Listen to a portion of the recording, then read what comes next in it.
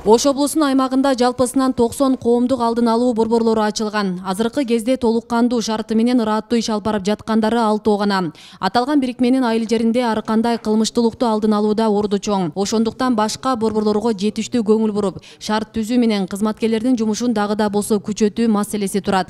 Жер талашуу проблемалары аябай көп экен да. Ошолордун баардыгы ушул жерде чечилип, милиция менен алдын алып, чогуу иш алып барып атышат. Буга чейин негизинен КАП ат эле болбосо мындай иш алып барган бир базасы болгон эмес. Зданиялары дагы жок, жана мындай адам отуруп өзү бир иштеген жери болбосо ага да кызыкчылык кетип калат экен да.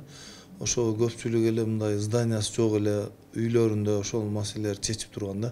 Баягы жоопкерчиликке тартпай эле түшүндүрүү иштери менен жеринде чечип койсо болот деп. Себеби акыры 2014-жылга чейинки биз алган талоодо дээрлик биз ошондой алып барчу болсок, жылына 20 миң 30 миңден жарандарды жоопко тартат экенбиз. Бул деген сөз 10 жылда мамлекетибиздеги жарандардын 3/1 жоопко тартылган, соттолуп калган болот экен да. Эгер мындай алып кете берчү болсок, республикабызда баягы камалгандардын мамлекетине айланып кетет. Ошон үчүн биз коомчулук менен биргеликте ошо кылмыштуулуктун алдын алалы деген ошол мамлекет тарабынан алынган атайын концепция негизинде ушул иштерге барып атабыз да. Өлкөдө коомдук алдын алуу борборлору мыйзамдын негизинде 2008-жылдан ишке кире баштаган. Буга чейин аталган бирикме укук коргоо органдарынын алдында түзүлгөн болсо, өткөн жылдан баштап борборлор айыл өкмөттөргө жүктөлүп, укук коргоо органдары менен биргеликте профилактикалык жумуштарды аткарып келишүүдө. Зордук зомбулук боюнча иш алып баруу, жанагы суицидизм, терроризм ошону менен бирге элдерге баягы түшүндүрүү иштерин милиция менен биргеликте жеринде квартал сайын, ай сайын жеринде биз чогулуштарды кылабыз. Чогулуштарды кылып, ошо ал жерден бизге көчө башчылары бизге маалымат берип турат. Себеби биз баарын эле биле бербейбиз да. Андан сырткары бизде көп улуттуу болгонуга байланыштуу Өзбек улуту менен Орус улутунун диаспорасын уюштурганбыз.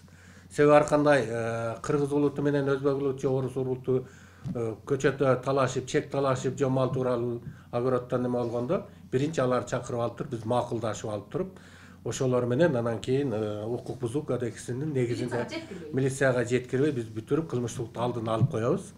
Кылмыштуулуктун 70% социалдык экономикалык абалдан улам келип чыгаары анализденген. Коомдук алдын алуу борборлору ачылгандан кийин республиканын аймагында кылмыштуулук 49%га азайган. Анткени борбор коомдогу болуп жаткан терс көрүнүштөрдү аксакалдар соту, аялдар кеңешинин төрайымы, жаштар комитети жана соц адистер менен биргеликте укук коргоо органдарына жеткирбей жеринде чечип турушат. Аларга түшкөн арыздардын көпчүлүгү үй бүлөлүк маселелер экени айтылат. Көмүскө да калмак турсун, айтуу, уят, кылмыш, тигинин үй бүлөсү мынандай экен деген кылмыш, уят калып келишкен.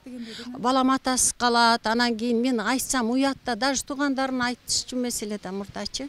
Азыр более түшүнүк пайда болуп, бунун айтпаса бул чоңоюп кете берет экен, анын таасири, тескери таасири көп экен түшүнүшкөн үчүн уже кайрыла башташты да. Бир кабинет болсо, биздин иш кагаздарыбыз ошол жерде турса, элден кайрылуучулар келип өздөрү эле бизге кайрылганы жакшыраак болсо керек. Эми алар келип, айыл өкмөткө келип, айыл өкмөт бизди чакырып, алардын да убактысы кетпейт эле, элдин убактысы кетпейт эле. Анан бизге дагы более удобный болот эле да, ушундай олтурган. Ал жагы туура. Себеби биз келип олтурганга ордубуз жок бул жерде.